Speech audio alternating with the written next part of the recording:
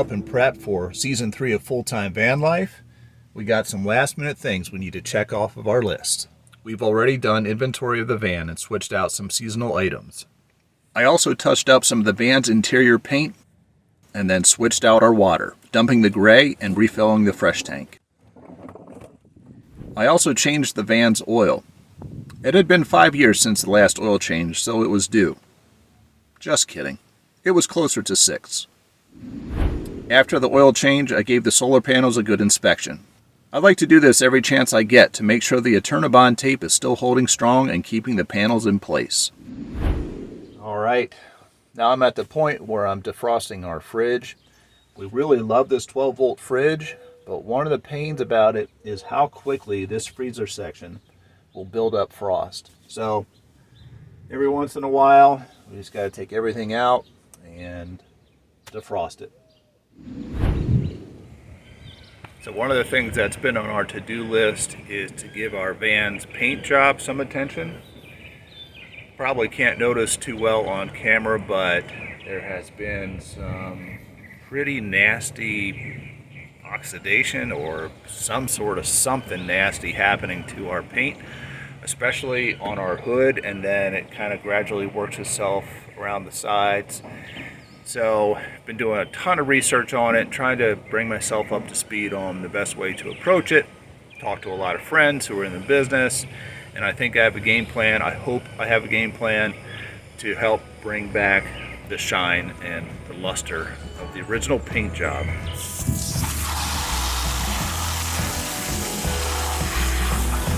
The first thing I did was to give her a good old-fashioned scrubbing.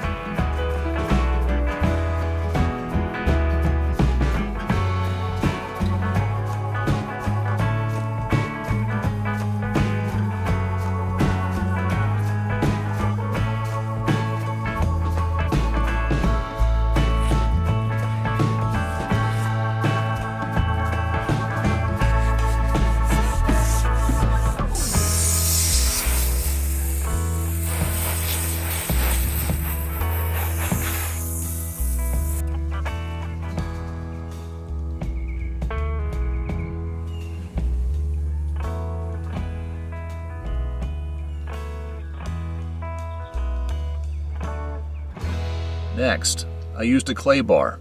Using a clay bar before waxing is crucial for a smooth, contaminant-free surface, ensuring the wax adheres properly and lasts longer.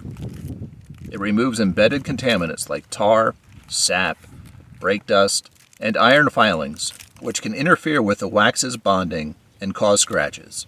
This was my first time ever using a clay bar, and I wasn't sure what to expect, but I was impressed. It really helped a lot to get some of the stubborn stains off the paint.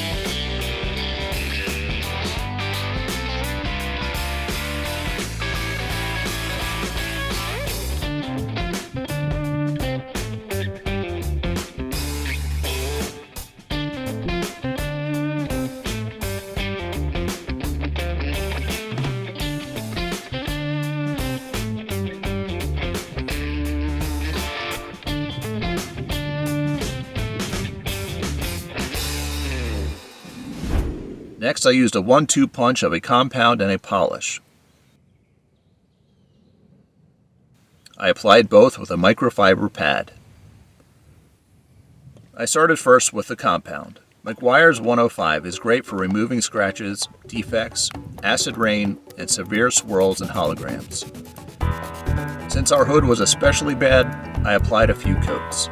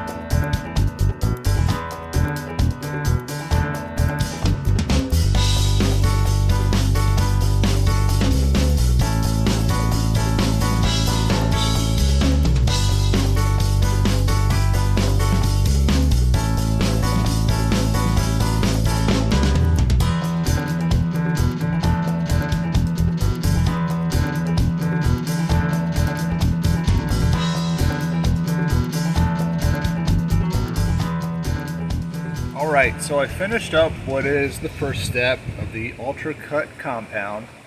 I applied anywhere from 3 to 4 coats in different spots and pretty impressed. Looks pretty good.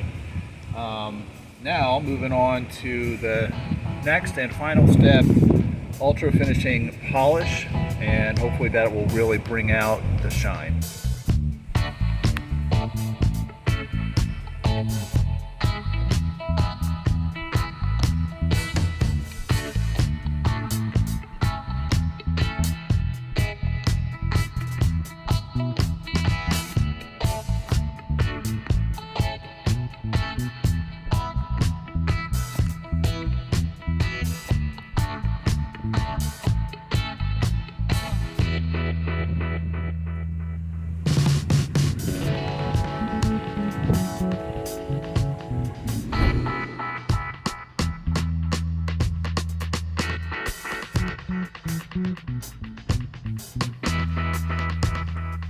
After giving my arm a break, I tackled the rest of the van.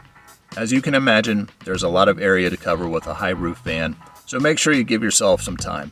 If I were to do it again, I would probably buy a random orbital polisher or a buffer polisher kit for a drill. Alright, well, after 3 days, I was finally able to finish up this project, and of course, right on cue, it starts to rain. If you ever want it to rain, just wash and wax your van, right? Despite the rain, I'm pretty happy the way this project turned out. There were some really bad spots when I started, but now I can really see the shine. There's still some spots on the sides and back that aren't maybe as good as they could be, but they just might need some more time and effort. But I'm running out of those commodities. But that can be a project for another day, because we need to hit the road here soon. If anyone is interested in the products I use, I've included info and links in the video description for you. Well, this is where we're going to leave you. Tune in next time as we start Season 3 of Full-Time Van Life. If you enjoy our videos, please consider becoming a patron by using the link on the screen that we've also included in the video description, along with information about today's adventure and our channel. A special thank you to all our patrons. We appreciate your ongoing support.